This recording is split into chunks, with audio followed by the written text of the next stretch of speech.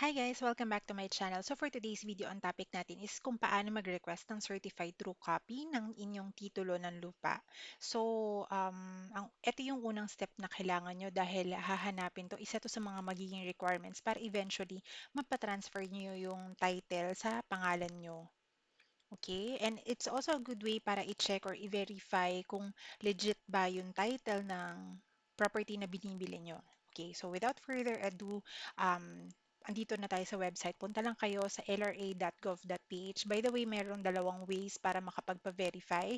First is yung on-site. Pupunta kayo sa Registry of Deeds, kung saan located yung property nyo or yung may saklaw dun sa lugar ng property na bibilihin nyo or online through their website, lra.gov.ph. And yun nga, ang topic natin is through online. So, punta lang kayo sa lra.gov.ph and then click lang yung e-serbisyo. And then may lalabas lang na ganitong pop-up. Hintayin nyo lang na lumabas yung X. Click nyo lang yan para ma-close yun. And then, ito yung next na i-click nyo, request now. Tapos, eto lalabas tong pop-up na to, hihingan kayo ng username and password para makapag-login. So, kapag first time nyo dito sa website nila, definitely wala pa kayong account na nakikreate, yung i-click nyo is yung register na button sa baba. Okay? And then, hihingan kayo ng user information.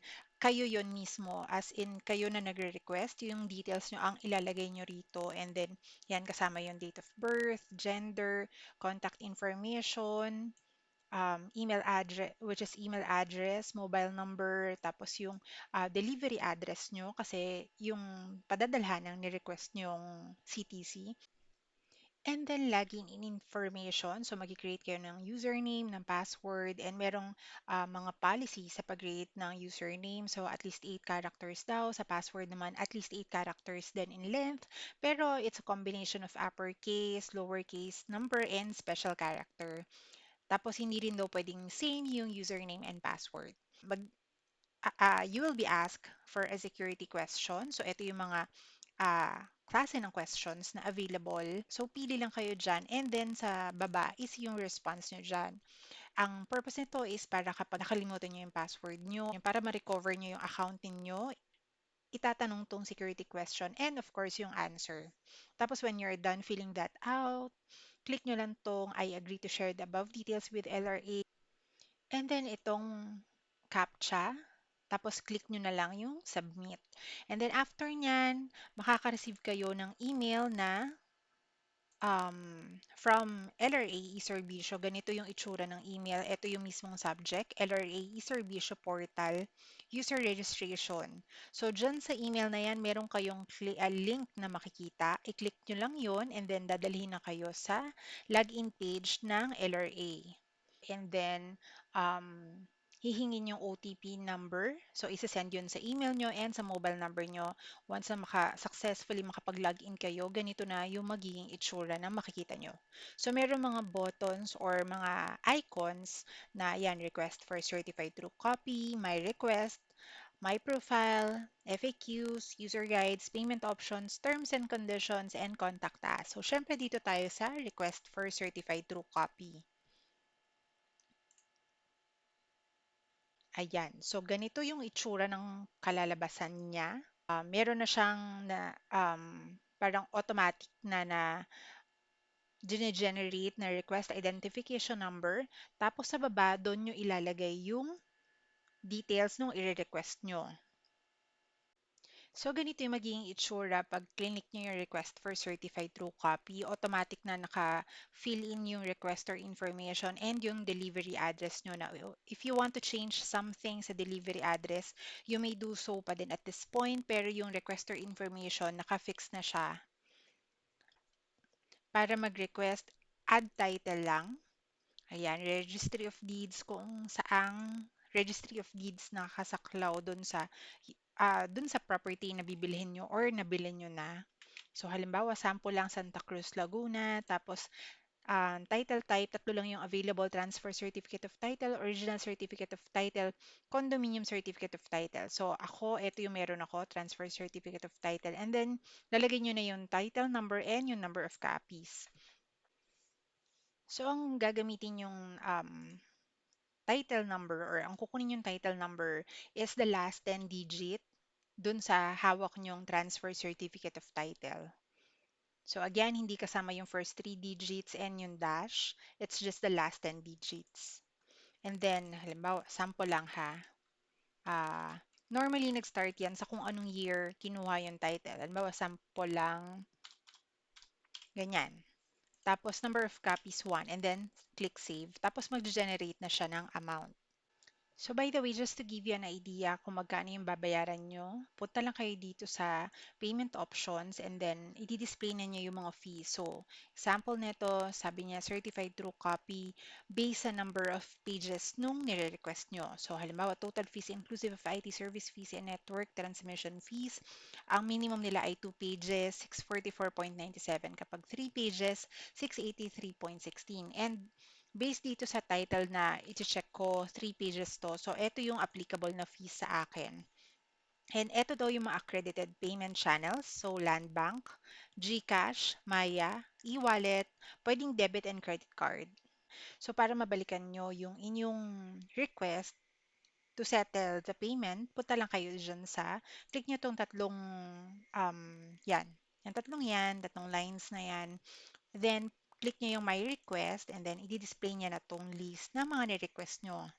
Tapos yung amount na babayaran nyo, makikita nyo dyan. So, click nyo lang so you can either view details, edit, withdraw payment link, and make payment. So, para i-check nyo yan, kung tama yung details, click nyo lang yung view details. Para kung may mali, i-edit nyo na muna bago nyo tuluyang bayaran, which is gagawin ko muna. So, yung payment link, pakita ko lang, kapag linik nyo yan, para pala to dun sa mga hindi pa magbabayad sa ngayon. So, para meron silang babalikan later on. Pero since magbabayad ako diretso ngayon, kiklik natin yung make payment. So, kapag magpipay na kayo nung nire-request nyong certified true copy, pag clinic niyo yung make payment, ito yung lalabas na next page, payment summary page, andyan yung transaction reference number, yung total amount due, and then you can see on the left side yung requester details, which is kayo, and then yung on the right side, yung details ng title na nire-request nyo. And to make the payment, you have to select either debit or credit card, land bank, GCash Maya, which is 8 pesos daw. Tapos yung debit credit card is 1.5% processing fee based on your total fee. So, kinumpute ko, ang total fee natin ay 683.16 times 0.015. That's 10.24 or 10.25.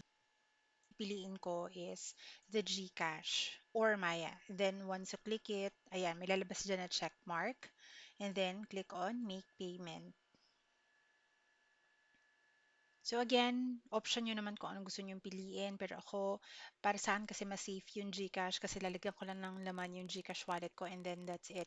Unlike kapag debit card or credit card, possible na ma-hack pa yung account, ma-compromise yung debit card or credit card ko. So anyway, ayun. So click lang natin yung GCash and by the way, gaya nga yung nakalagay sa previous page, merong 8 pesos na service charge. So that makes the total 691.16.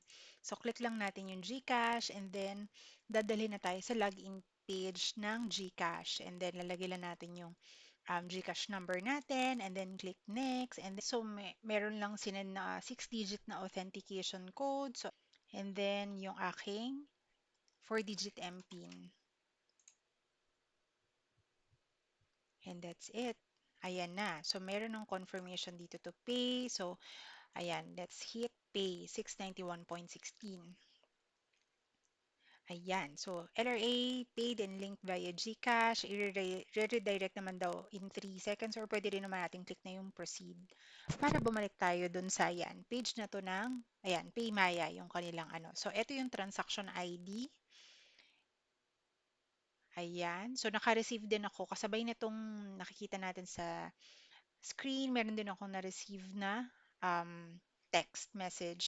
And then after a few seconds nga, bumalik na din tayo sa eservisyo.lra.gov.ph with the payment status. Ayan, merong bank reference number. Ayan, merong LRA fee daw, ganyan. So, yun yung composition ng binayaran ko na 691 point something. Pag clinic natin yung My Request, ayan, nasa application status na I paid. And then, all we need to do is to wait na ipadala sa um, mailing address na nilagay natin dito, yung ating CTC na na-request.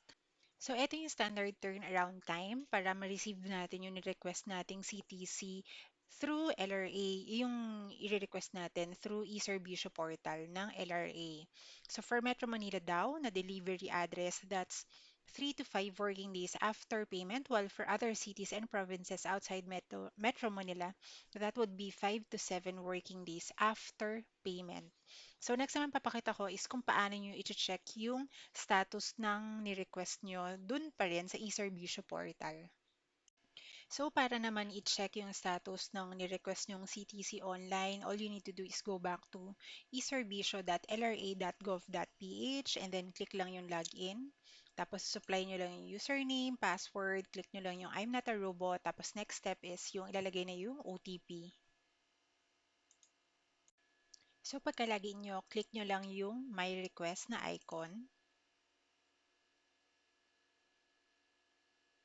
And then, makikita nyo yung status dito sa application status. So, by the way, di-display dito kung marami kayong ni-request. Halimbawa, marami kayong check na lupa.